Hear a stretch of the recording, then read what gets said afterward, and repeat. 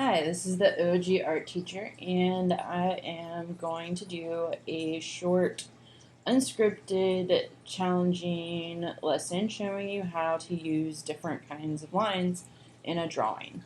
So, in front of me, I have this list of lines that I created for a different video, um, and I will be using those to show you different things that you can do.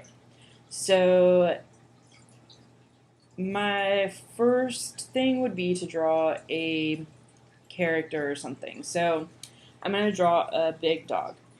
I'm going to use a curvy line to draw a oval. I'm going to use parallel lines to draw legs. These are vertical parallel lines. I'm going to use I'm going to use wavy to draw the paws on this dog creature.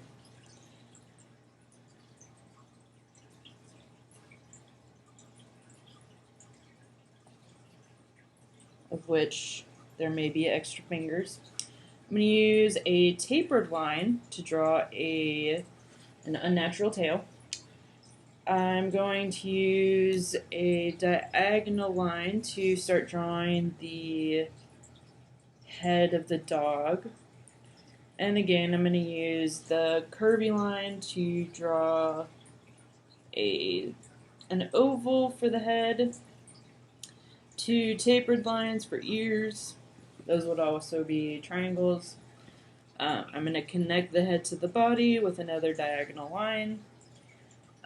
I guess technically they would intersect, but they're just touching the edge of the dog.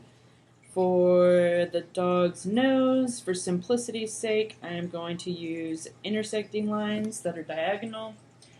And to put the dog in a location, I'm going to use a straight horizontal line to create a horizon line, which is a line that separates the ground from the sky. So this would all be where the dog is standing, and this would be like air or buildings or whatever you choose to put in the background. I'm going to use a dotted line to create a street situation. And I'm going to go ahead and make those parallel to each other and use diagonal lines to show that the street goes into the distance. To make this look more like a street, I'm going to add another horizontal line to create parallel lines for a sidewalk. And I'm going to go ahead and use another horizontal line. As you can see, because the sidewalk is behind the dog, I'm skipping over the legs so that it doesn't go through and make the dog look like a ghost dog. I'm going to use diagonal lines to separate the sidewalk pieces.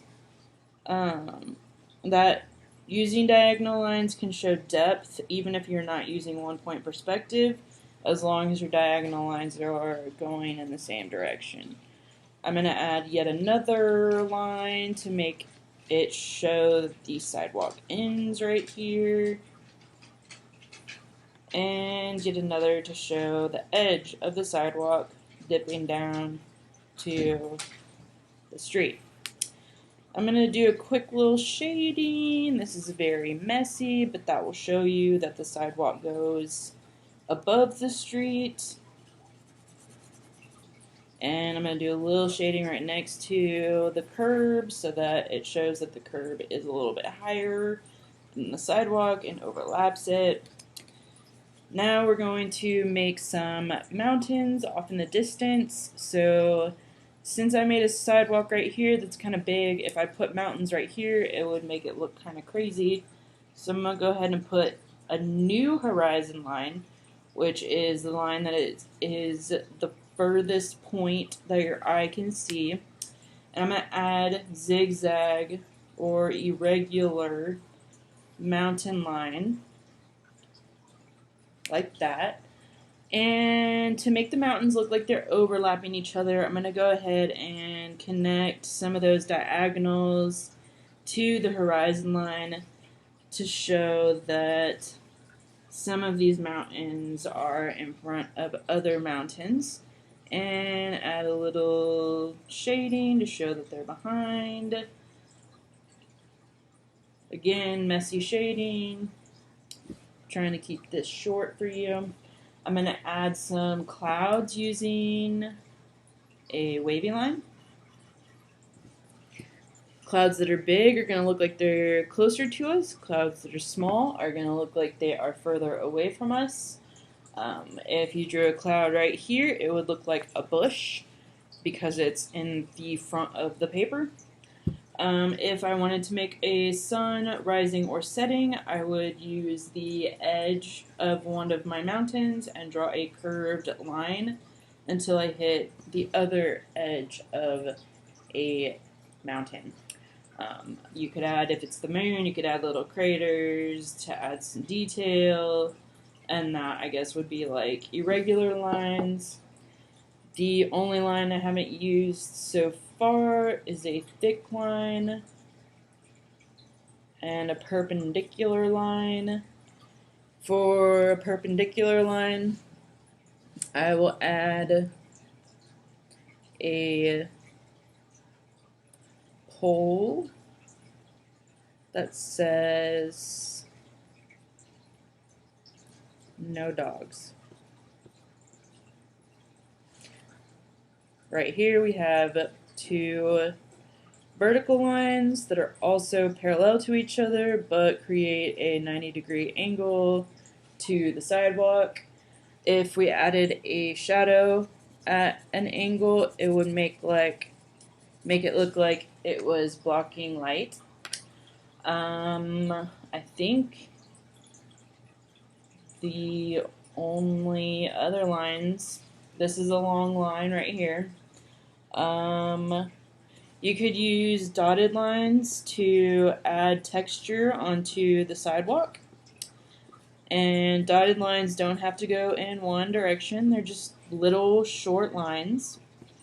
If I kept doing that, I would have a nice texture here. You could also do that for grass with your lines going vertically. I'm going to use a curved line to draw a tiny little cactus in the background. Sort of curved and irregular because at the bottom it's not going to do much of anything. And so there you have a very quick drawing that uses almost all of the lines. I didn't do a spiral, so here we'll do a little spiral for an eye. Maybe he's getting, or she, or they is getting hypnotized.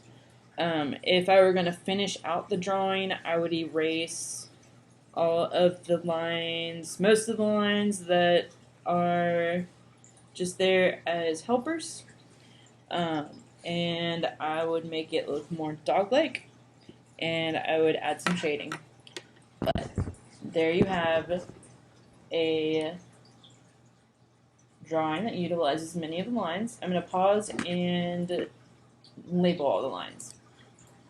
Okay, so I've gone ahead and labeled all the lines on here. It might be kind of hard to read because of the quality of the video, but we have our horizon line, which is also a horizontal line. It's also thin. We have the mountains, which are zigzag lines, the clouds, which are wavy. We have the perpendicular line, which is at a 90-degree angle. We have short lines for the grass, long lines for the lines that go across, which are also horizontal lines. We have diagonal lines for the street here, the street dividers. A thick line could be the line that goes from the curb down to the street. These diagonal lines are also parallel lines.